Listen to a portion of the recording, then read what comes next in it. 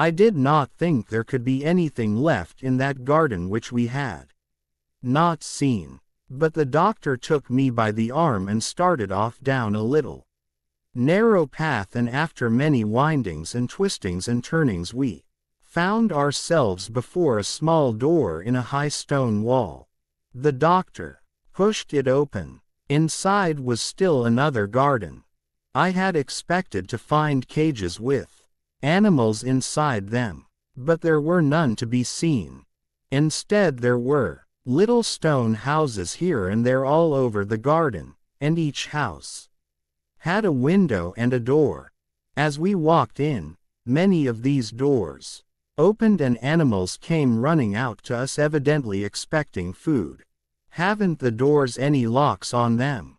I asked the doctor. Oh yes, he said, every door has a lock.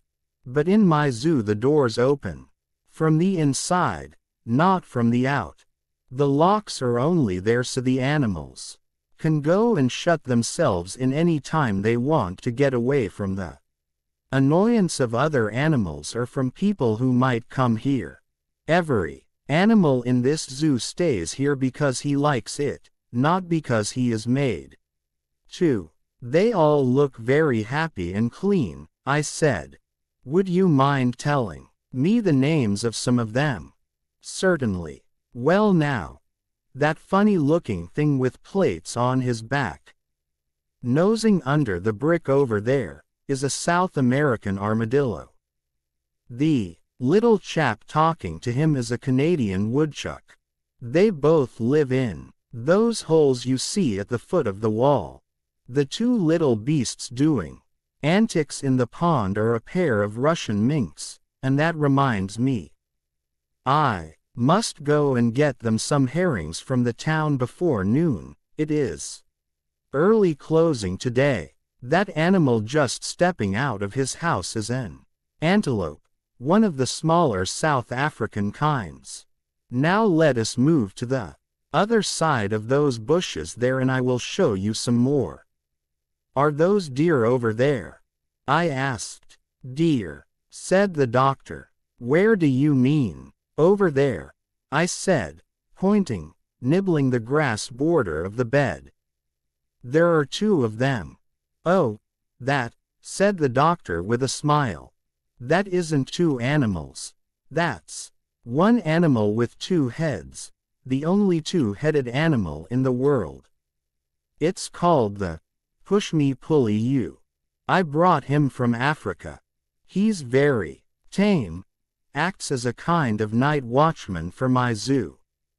He only sleeps with one head at a time, you see, very handy. The other head stays awake all night. Have you any lions or tigers?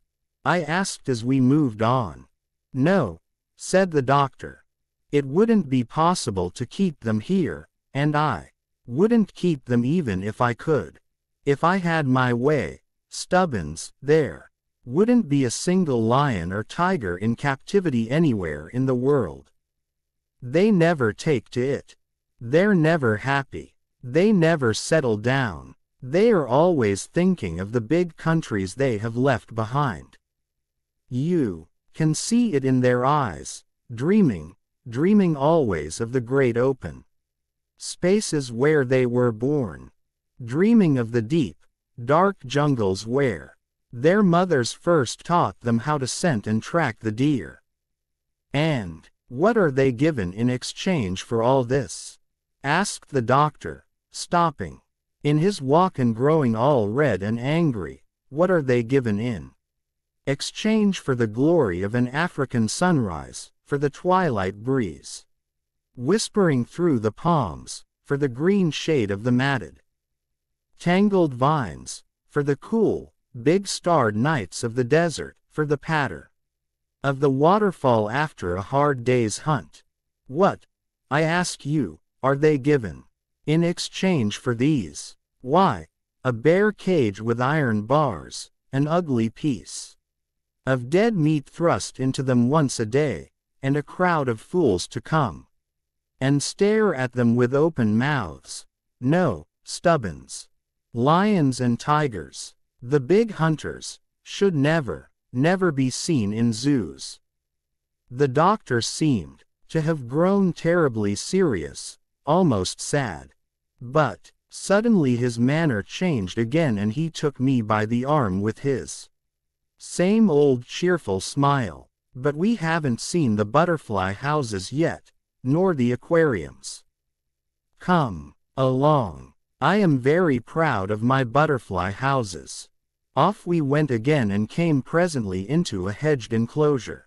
Here I saw several big huts made of fine wire netting, like cages. Inside the netting all sorts of beautiful flowers were growing in the sun, with butterflies skimming over them.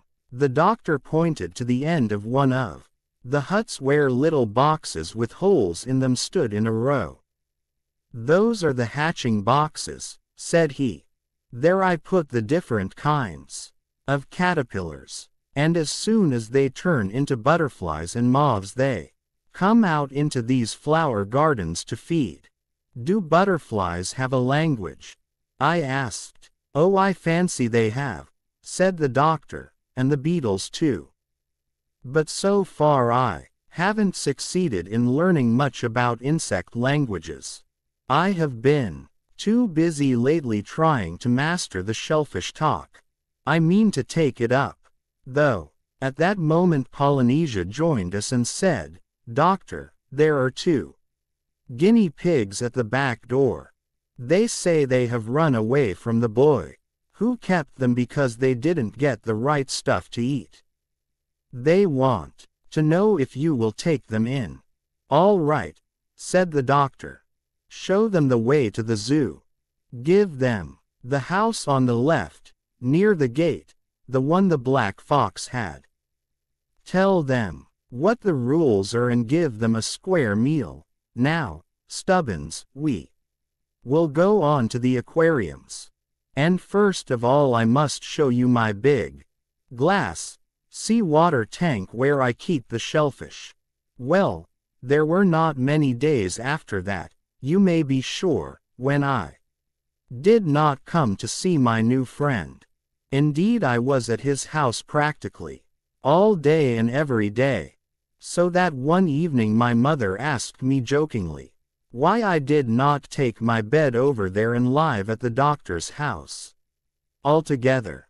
After a while I think I got to be quite useful to the doctor, feeding his pets for him, helping to make new houses and fences for the zoo, assisting with the sick animals that came, doing all manner of odd jobs about the place, so that although I enjoyed it all very much, it was indeed like living in a new world. I really think the doctor would have missed me if I had not come so often. And all this time Polynesia came with me wherever I went, teaching me bird language and showing me how to understand the talking signs of the animals. At first I thought I would never be able to learn at all. It seemed so difficult, but the old parrot was wonderfully patient with me, though I could see that occasionally she had hard work to keep her temper. Soon I began to pick up the strange chatter of the birds and to understand the funny talking antics of the dogs. I used to practice listening to the mice behind the wainscot after I went to bed, and watching the cats on the roofs and pigeons in the market square of Puddleby.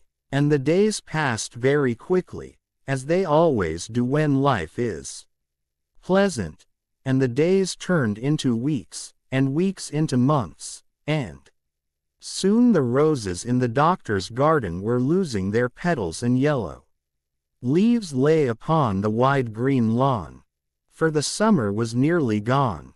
One day Polynesia and I were talking in the library. This was a fine long room with a grand mantelpiece, and the walls were covered from the ceiling to the floor with shelves full of books. Books of stories, books on gardening, books about medicine, books of travel. These I loved, and Especially the doctor's great atlas with all its maps of the different countries of the world.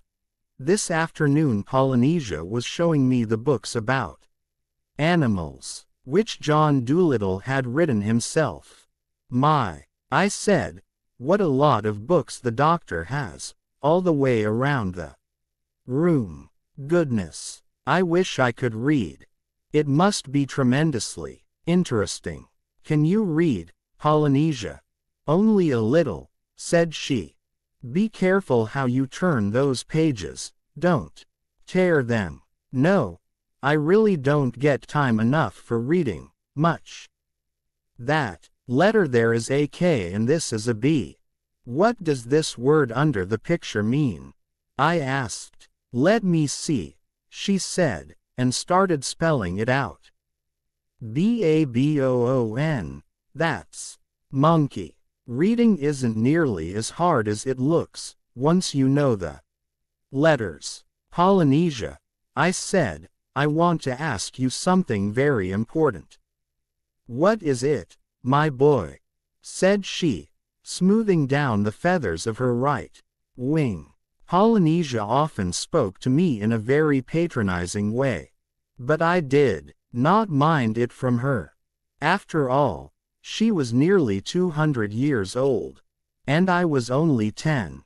Listen, I said, my mother doesn't think it is right that I come here for so many meals. And I was going to ask you, supposing I did a whole lot more work for the doctor, why couldn't I come and live here altogether? You see, instead of being paid like a regular gardener or workman, I would get my bed and meals in exchange for the work I did. What do you think? You mean you want to be a proper assistant to the doctor, is that it? Yes, I suppose that's what you call it, I answered. You know you said yourself that you thought I could be very useful to him. Well, she thought a moment. I really don't see why not. But is this what you want to be when you grow up, a naturalist? Yes, I said, I have made up my mind. I would sooner be a naturalist than anything else in the world. Humph. Let's go and speak to the doctor about it, said Polynesia. He's in the next room, in the study. Open the door very gently. He may be working and not want to be disturbed. I opened the door quietly and peeped in. The first thing I saw was an enormous black retriever dog sitting in the middle of the hearth rug, with his ears cocked up, listening to the doctor who was reading aloud to him from a letter. What is the doctor doing? I asked Polynesia in a whisper. Oh, the dog has had a letter from his mistress and he has brought it to the doctor to read for him. That's all. He belongs to a funny little girl called Minnie Dooley, who lives on the other side of the town. She has pigtails down her back. She and her brother have gone away to the seaside for the summer, and the old retriever is heartbroken while the children are gone. So they write letters to him, in English of course. And as the old dog doesn't understand them, he brings them here, and the doctor turns them into dog language for him. I think Minnie must have written that she is coming back, to judge from the dog's excitement. Just look at him carrying on. Indeed, the retriever seemed to be suddenly overcome with joy. As the doctor finished the letter, the old dog started barking at the top of his voice, wagging his tail wildly and jumping about the study. He took the letter in his mouth and ran out of the room snorting hard and mumbling to himself. He's going down to meet the coach, whispered Polynesia. That dog's devotion to those children is more than I can understand. You should see Minnie. She's the most conceited little minx that ever walked. She squints too.